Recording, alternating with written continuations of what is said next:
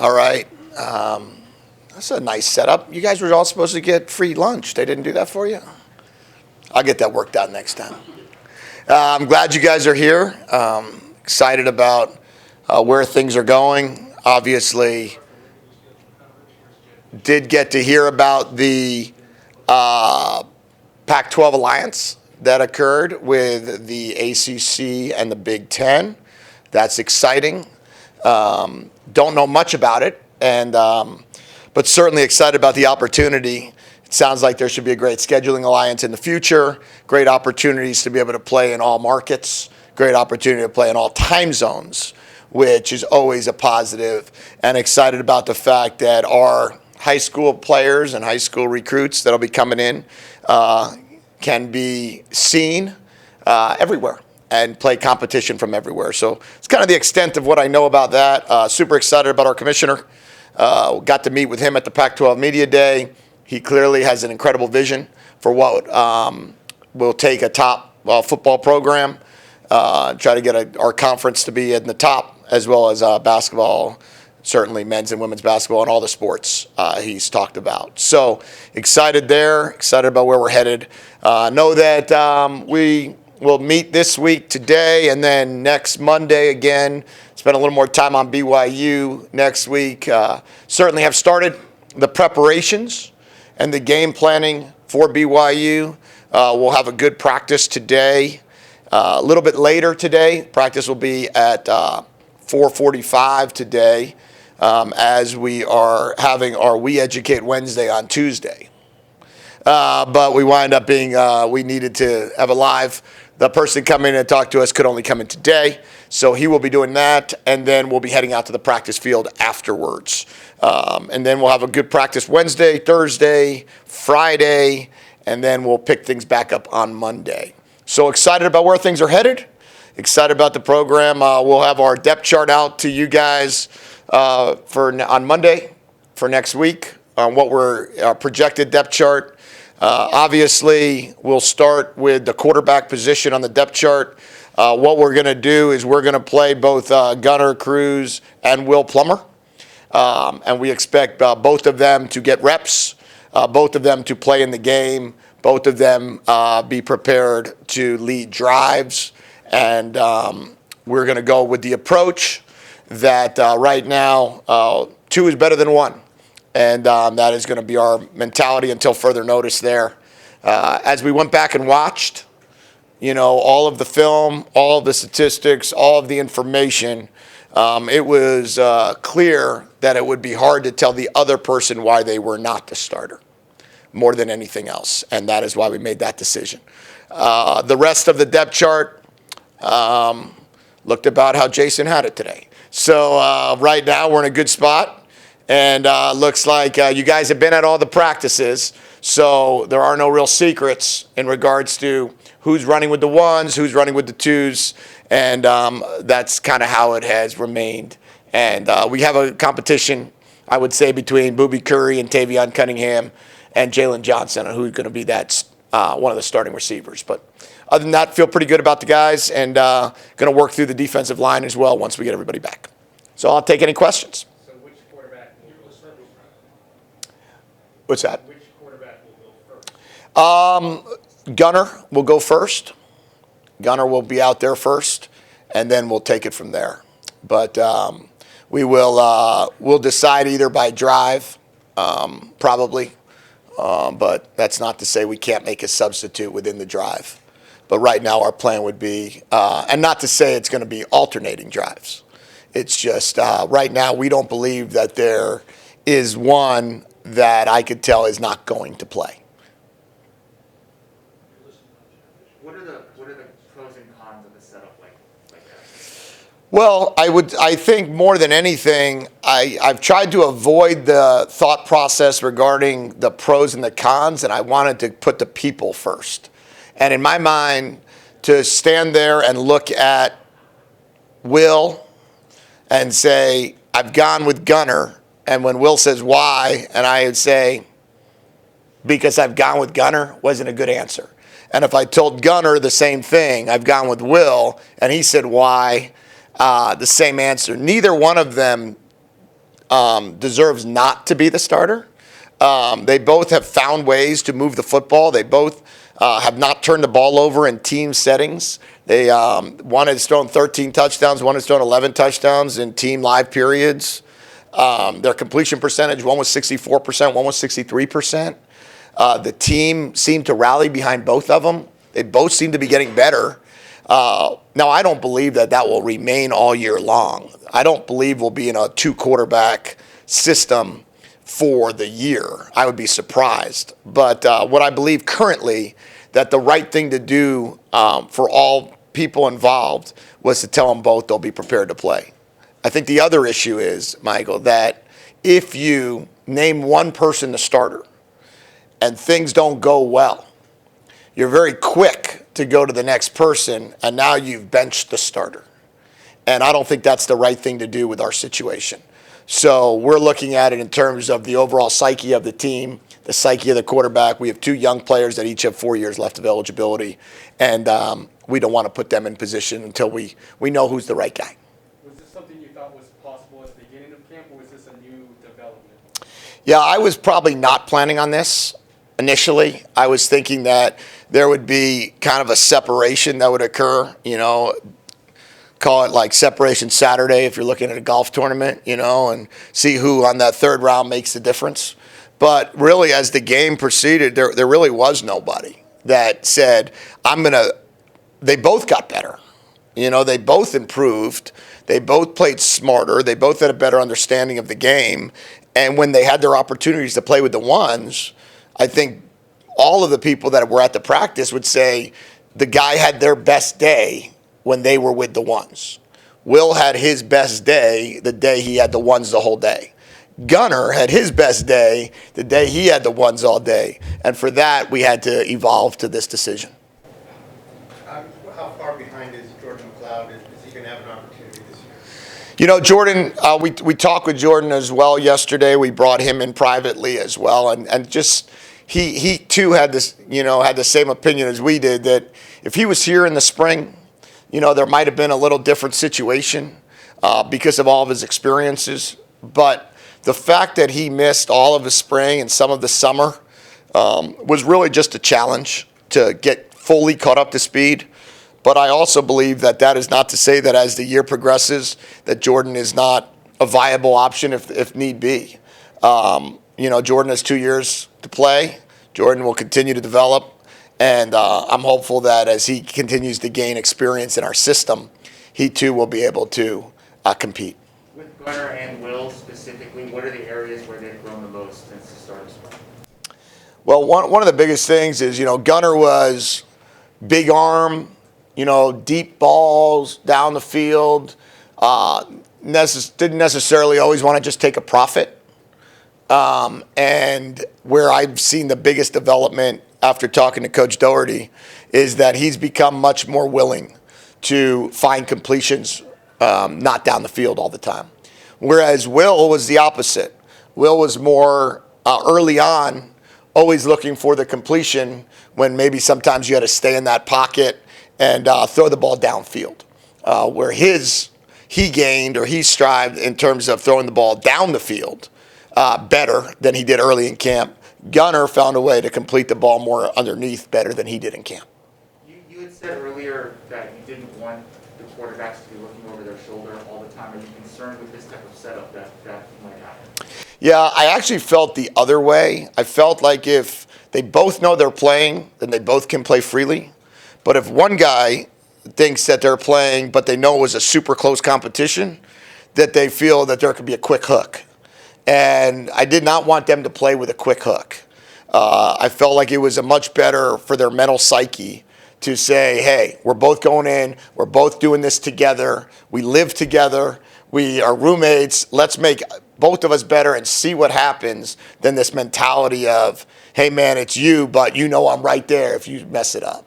It sounds like you put a lot of thought into this and there's a lot of good reasoning behind it.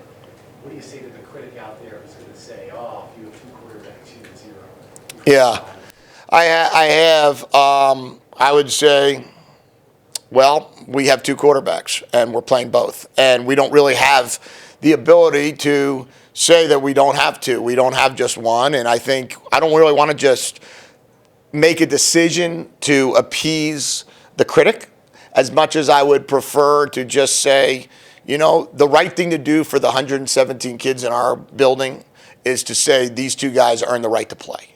And there'll be a time, as always in life, there's always a separation.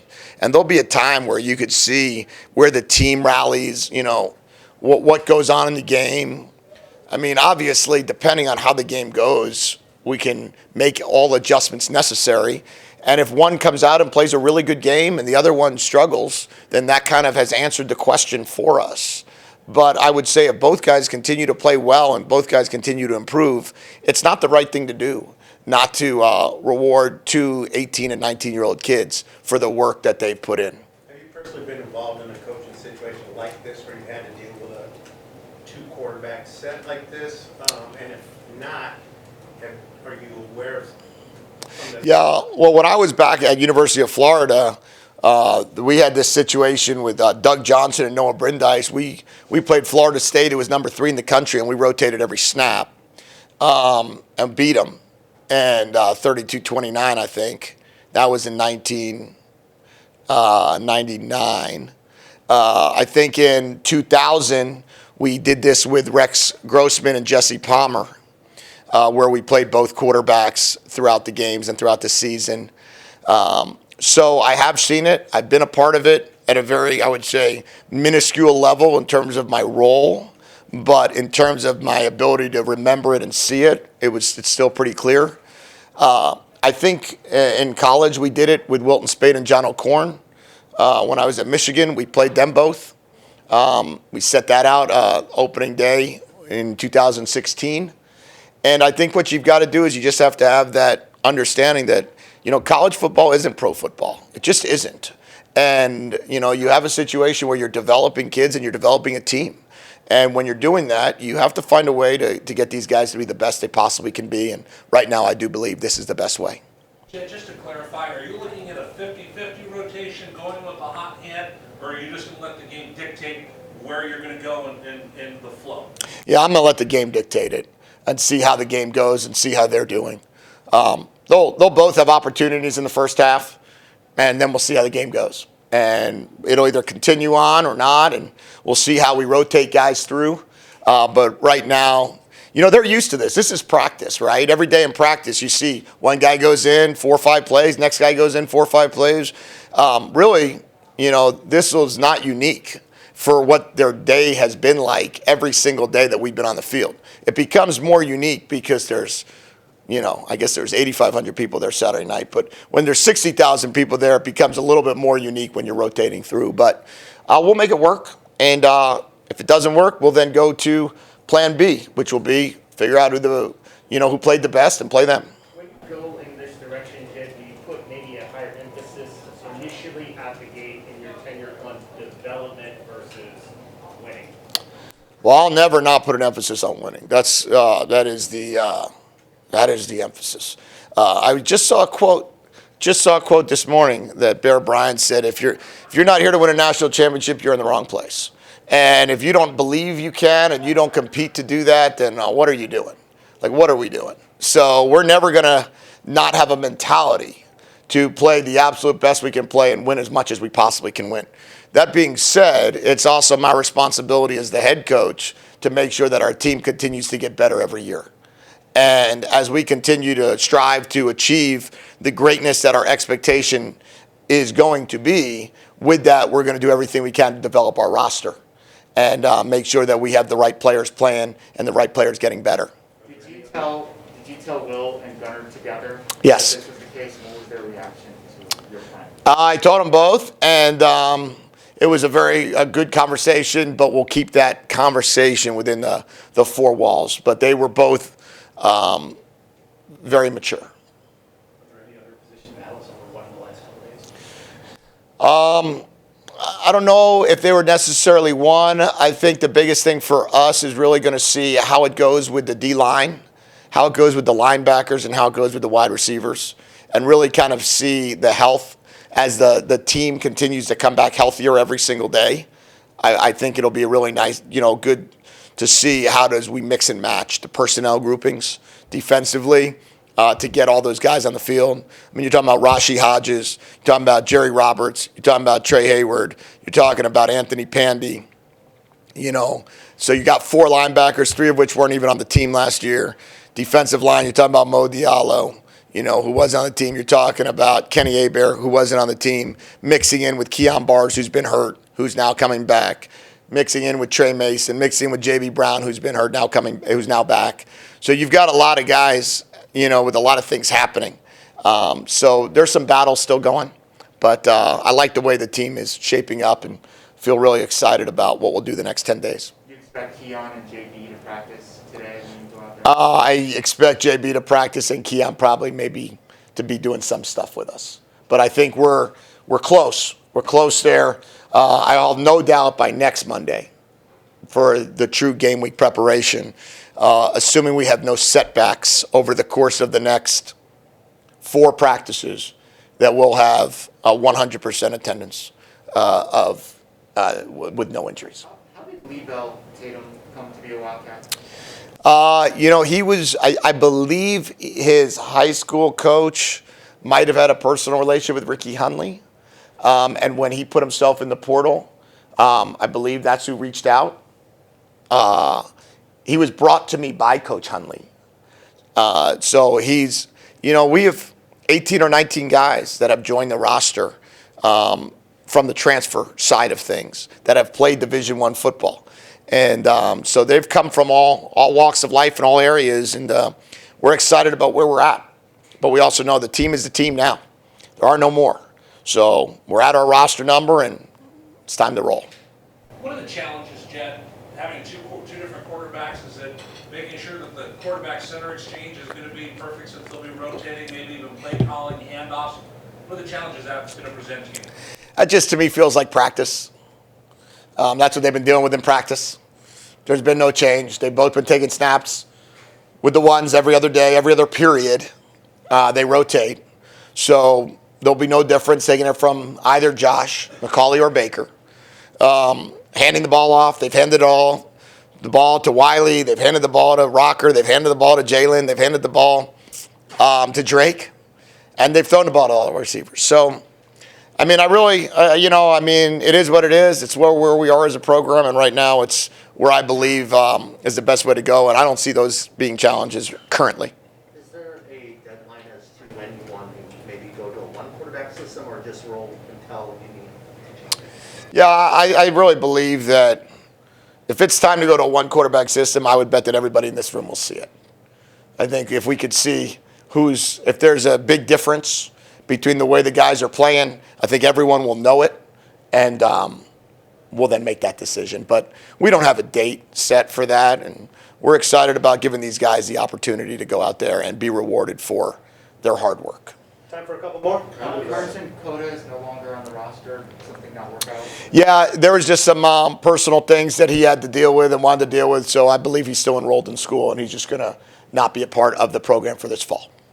Kind of a general question, but especially with 2 quarterbacks. Are you a believer in scripting plays to start a game, or how do you kind of handle that? Yeah, I am. I believe that there's you have to script for a rhyme and reason. You have to, make a decision on either A, are you information gathering when you're scripting, or B, are you trying to script so you believe you're going to try to get your best plays out quick?